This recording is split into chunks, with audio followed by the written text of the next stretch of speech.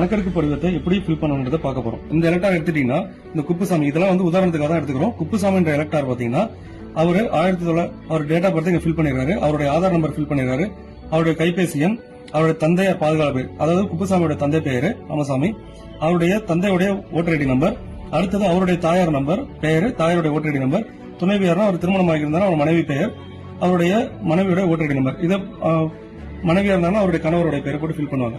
அடுத்தது இங்க இந்த எலக்டாரு 2025 ஒரு பெயர் இருக்கு, இது எல்லாருமே கம்பல்சரி ஃபில் பண்ண போறாங்க.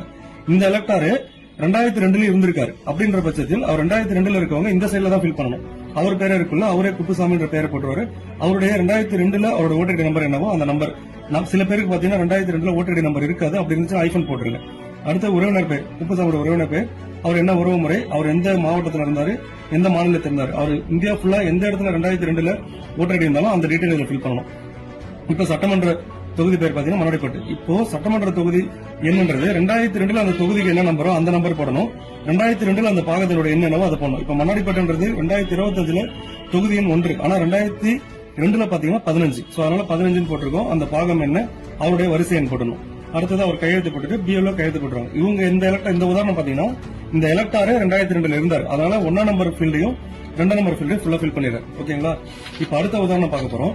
அடுத்த உதாரணம் பாத்தீங்கன்னா இந்த எலக்டாரு 2002 இல்ல, அதனால அவர் இங்க ஃபில் பண்ணல. ஆனா அவருடைய அம்மா இல்ல அப்பா இல்ல தாத்தா இல்ல பாட்டி யாரோ ஒருத்தவங்க வந்து 2002 இருந்திருக்காங்க.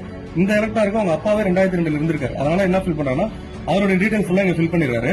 ஃபில் பண்ணதுக்கு அப்புறம் அவருடைய உறவினர், இங்க பாருங்க, முந்தைய தீவிர திருத்தத்தின் வாக்காளர் பட்டியலில் உள்ள வாக்காளரின் உறவினர் பெயர்னா இவருக்கு உறவினர் யார், அப்பா தான்.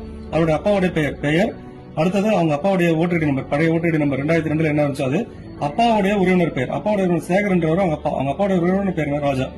அடுத்தது அவருக்கு என்ன உறவு முறை, அவர் எந்த மாவட்டம், என்ன மாநிலம், எந்த சட்டமன்ற தொகுதி, அந்த முந்தைய சட்டமன்ற தொகுதியுடைய என்னென்னவோ அதெல்லாம் ஃபில் பண்ணிட்டு போட்டுரு. அடுத்தது இந்த 2 எலக்டார் பாத்தீங்கன்னா 2002 இருக்கிறவங்களுக்கு தான். இப்போ ஒரு எலக்டார் இருக்காரு, இவருக்கு வந்து பாத்தீங்கன்னா இவருடைய பேரு 2002 இல்ல.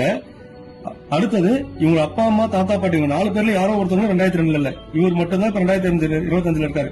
2002 இவர் உறவு முறையில் யாருமே இல்லன்ற பட்சத்தில் இவர் மேல இருக்க இந்த 1 நம்பர் ஃபீல்ட் இருக்குல்ல, இது மட்டும் ஃபில் பண்ணிட்டு அவர் கையெழுத்து போட்டுட்டு பிஎல்ஓ கிட்ட சமர்ப்பிச்சிடலாம். ஓகேங்களா? இதுதான் வாக்காளர் கணக்கெடுப்பு படிவத்தை பூர்த்தி செய்யறதுக்கு ஒரு எக்ஸாம்பிள். நன்றி.